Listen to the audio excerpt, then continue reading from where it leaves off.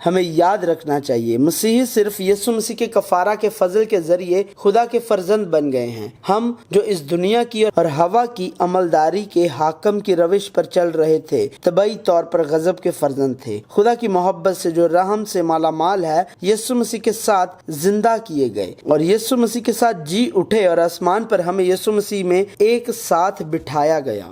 لہٰذا ہمارا ایمان کے تمام کام یسوع مسیح کے وسیلے سے ہوں گے۔ خدا سے ہماری دعا بھی یسوع مسیح کے وسیلے سے ہونی چاہیے۔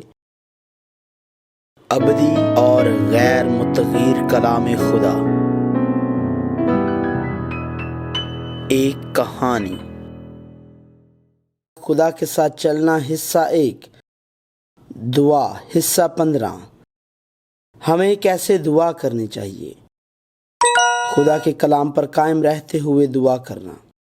خدا کے کلام پر قائم رہتے ہوئے دعا کرنے کا مطلب خدا کی مرضی کو جاننا اور اس کے مطابق دعا کرنا ہے۔ جو کان پھیر لیتا ہے کہ شریعت کو نہ سنے اس کی دعا بھی نفرت انگیز ہے۔ یہ ٹھیک ہے، اگر ہم خدا جو ہماری دعائیں سنتا ہے، خدا جو ہماری دعاؤں سے پہلے ہماری تمام ضروریات کو جانتا ہے اور جو ہمارے لیے موزوں ہیں وہ کرے گا اور اس کی مرضی کے متعلق پرواہ نہیں کرتا اور صرف خدا کی ذات کو اپنی خواہشات کو سچ کرنے کے لیے مطلق طاقت کے ساتھ جانے، اسے اپنے طریقے سے متاثر کرنے اور اس کی طاقت کو لینے کی کوشش کریں تو پھر اس طرح کی دعائیں نفرت انگیز ہیں۔ یہاں تک کہ اس سے پیشتر یسوع نے یہ کہا کہ جو چاہو مانگو وہ تمہارے لیے ہو جائے گا۔ اس نے یہ شرط بیان کی کہ اگر تم مجھ میں قائم رہو اور میری باتیں تم میں قائم رہیں۔ خدا کے کلام پر قائم رہنے اور دعا کرنے کا مطلب خدا کے عہد پر قائم رہنا اور دعا کرنا ہے۔ اس کا مطلب عہد کے کلام پر قائم رہ کر دعا کرنا ہے، جہاں ہم خدا کی وفاداری اور لا تبدیل جوش کو تلاش کر سکتے ہیں جو بائبل کے اندر خدا کے کلام پر پورا ہوگا۔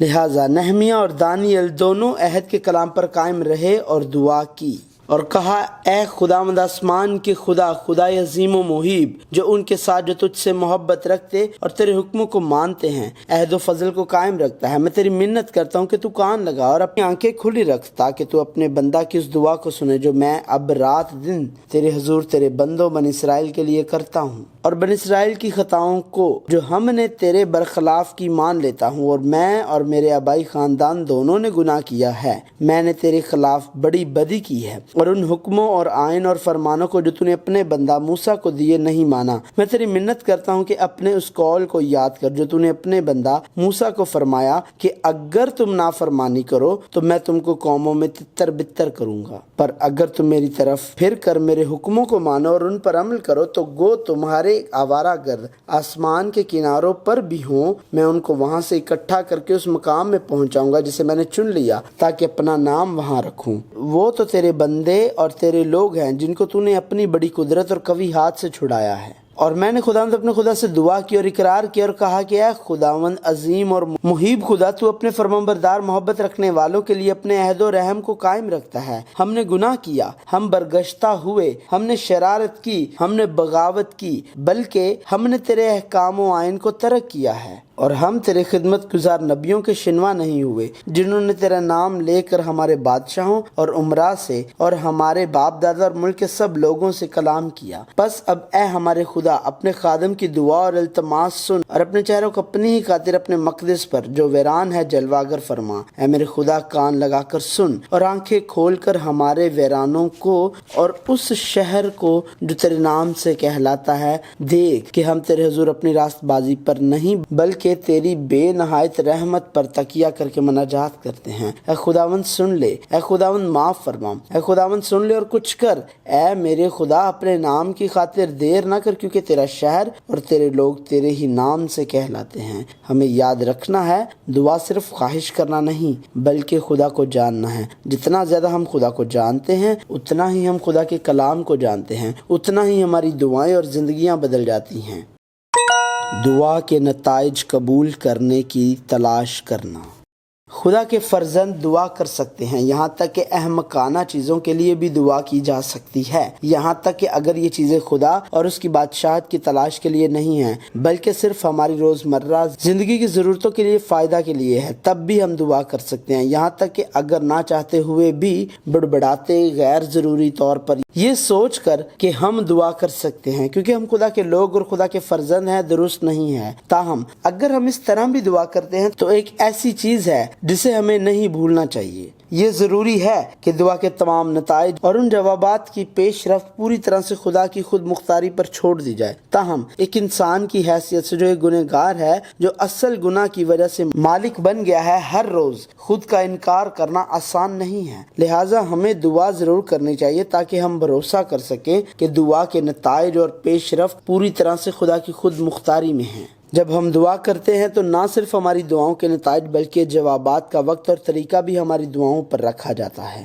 اور خدا کے سامنے پیش کیا جاتا ہے. اور اگر مطلوبہ نتائج اور پیش رفت حاصل نہ ہو سکے تو ہم اپنی دعاؤں کی شدت میں اضافہ کرتے ہیں اور بھوک ہڑتالوں سے لڑتے ہیں، رات بھر عبادت کرتے اور یہاں تک کہ کشن کے ساتھ پہاڑ کی چوٹی تک جا کر مذاکرات کی میز بناتے ہیں. یہ احمقانہ ہے. بائبل میں ایسی کوئی جگہ نہیں ہے جو بتاتی ہے کہ ہمیں اس طرح کی دعا کرنی چاہیے جو سنی جائے. دعا ایک عقیدہ، ایک تعلق ہے اور قبولیت لازمی شرط ہے. خدا کے فرزندوں کی دعائیں ایمان اور شکر گزاری کے ساتھ کی جانی چاہیے، اور ایمان اور شکر گزاری کے ساتھ دعا کرنے کا مطلب یہ ہے کہ ہم اپنی دعاؤں کا موضوع خدا پر رکھیں، خواہ میری دعائیں پوری ہوں یا نہ ہوں. ہم جو کچھ ہوگا کہ خود مختاری خدا پر رکھتے ہیں. ہم کسی بھی چیز کے لیے دعا کر سکتے ہیں لیکن ہمیں اسے کبھی بھی فراموش نہیں کرنا چاہیے. چنانچہ جب مصلوب ہونے سے قبل یسوع نے رات کو گتسمنی کے باغ میں دعا کی اور کہا، اے میرے باپ، اگر ہو سکے تو یہ پیالہ مجھ سے ٹل جائے. پھر اس نے دعا کی، تو بھی نہ جیسا میں چاہتا ہوں بلکہ جیسا تو چاہتا ہے ویسا ہی ہو.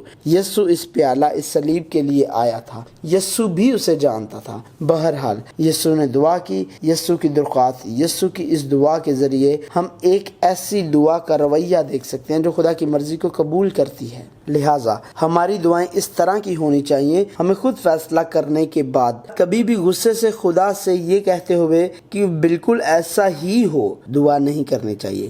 چنانچہ جب ہم دعا کے موضوع پر لمبے سفر سے گزرتے ہیں تو ہم نے سب سے پہلے مسیحیوں جو دعا کرتے ہیں اور خدا جو ان کو قبول کرتا ہے کے درمیان تعلقات قائم کیے. ہم آقا نہیں ہیں، ہم اطاعت کرنے والے خادم ہیں. ہم باپ نہیں ہیں، ہم فرمانبرداری کرنے والے فرزند ہیں. ہم بادشاہ نہیں ہیں، ہم اطاعت کرنے والے لوگ ہیں. لہٰذا خادم کی حیثیت سے، فرزندوں کی حیثیت سے اور خدا کی بادشاہی کے لوگوں کی حیثیت سے ہمیں یہ یقین کرنے اور قبول کرنے کے قابل ہونا چاہیے کہ ہمارے آقا، باپ اور بادشاہ خدا نے ہماری دعاؤں کے ساتھ جو فیصلے کیے ہیں وہ بہترین ہیں، چاہے فیصلے ہماری خواہشات اور مرضی کے مطابق نہ ہوں. دعا کو اس طرح کے ایمان کی ضرورت ہے. ہم ایمان کے اس طرز عمل کو پولس رسول میں بھی دیکھ سکتے ہیں. جسم کے کانٹے کے لیے جو واضح طور پر ظاہر نہیں ہوا تھا، پولس نے کہا، میں نے 3 بار خداوند سے التماس کیا کہ یہ مجھ سے دور ہو جائے. یہاں 3 دفعہ کا مطلب یہ نہیں ہے کہ اس نے صرف 3 بار دعا کی، بلکہ اس سے مراد